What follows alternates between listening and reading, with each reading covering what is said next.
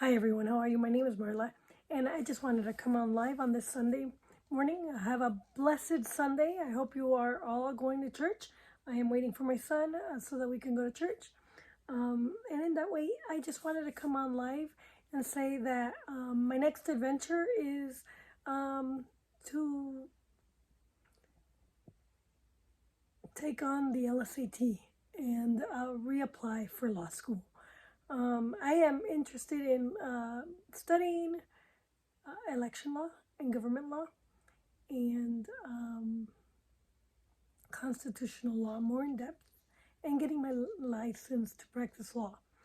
There is a huge, I believe that I would be the perfect candidate for a lawyer and that I can really help people resolve their problems.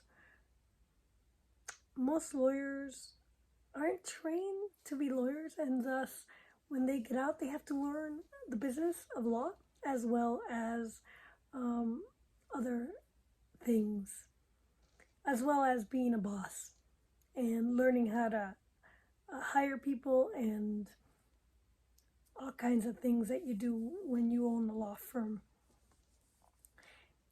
That said, I'm very interested in elections, and this election has prompted me to want to learn a little bit more and get more involved in what goes on in government.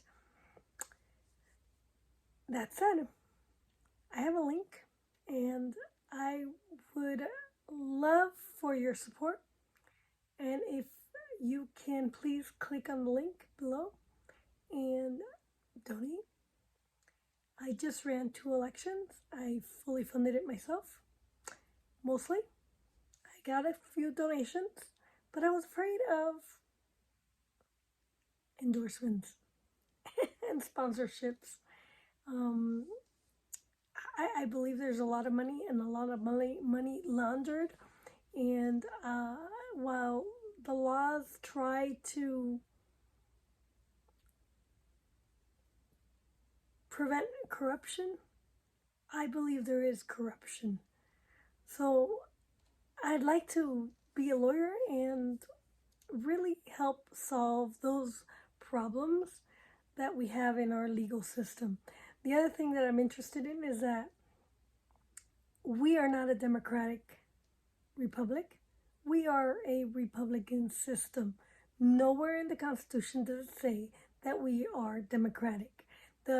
In fact, the Founding Fathers argued the different systems and different structures that they envisioned for the United States.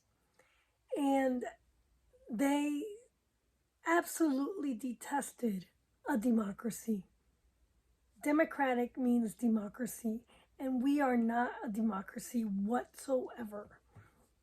And so it grates on me when I hear people say that we are a democratic republic, because we're not.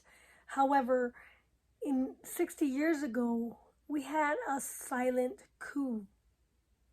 Yeah, you know, the civil rights movement? That was sort of like a second revolutionary movement. And it changed a lot of our system to where today we don't even recognize that we are a nation under God. And our founding fathers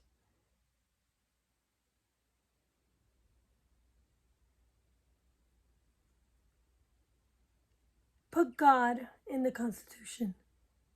You see, if people are not divinely created and God doesn't give you rights, then government does.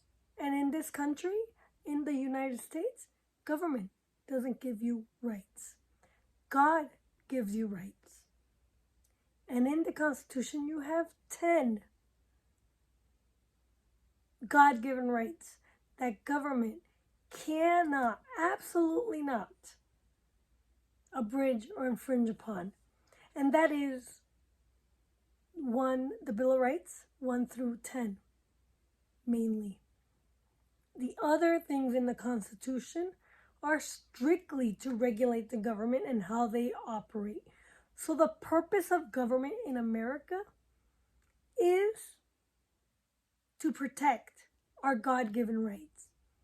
And why do we have God-given rights? Because if God creates us, He creates us equally in His image. And if we're created equally in His image, there can be no discrimination. Because if you discriminate someone who's created equally in God's image, then you are discriminating against yourself. And that is a philosophy.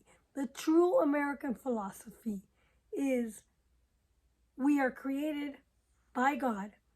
And creationism is the foundation of America, not evolution. Evolution was, our schools have perverted our foundation and our history. They have erased our wonderful history, and they have put in all kinds of whitewashed, racist history. And so I'd like to take a stab at going to law school again, and I hope that you give me a chance and you support me. Thank you very much. My name is Marla Fernandez, and I look forward to assisting you in the future with legal assistance. But currently, I am a mediator, and I'm a certified mediator. And if you need any assistance in resolving your conflict, I can be a third-party neutral who helps each side see the issues. I can help you navigate the negotiation process without negotiating for you. You're doing the negotiation. I'm just a third party who helps you move it along, and who helps the other side move it along. And so I am totally unbiased. I am not partial to either side. And you could trust that I will be completely honest and helpful to both of you, so that you can resolve your conflict without much strain and without a whole lot of money going into your litigation, if you decide to litigate. The other good thing about mediation is that you don't have to worry that it's a legal binding agreement. You make the agreement so that if there's a problem in litigation, you can resolve it much more easier than if you don't make the agreement. Thank you very much.